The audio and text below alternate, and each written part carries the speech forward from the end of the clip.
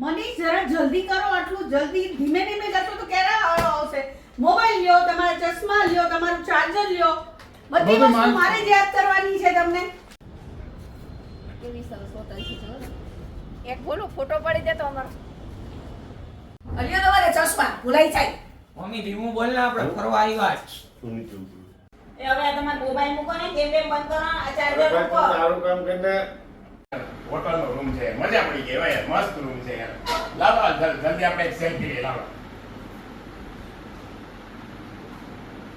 સરસ છે હોટલ, આપણે અહીંયા જ રહેવું છે. ના જીને યાર ઈ બધું એક થેલામાં નાખે યાર, જુદું જુદું નાખે છે. આ તમારી હાથે કરી લો, હું અહીંયા ફરવાઈ ગયું.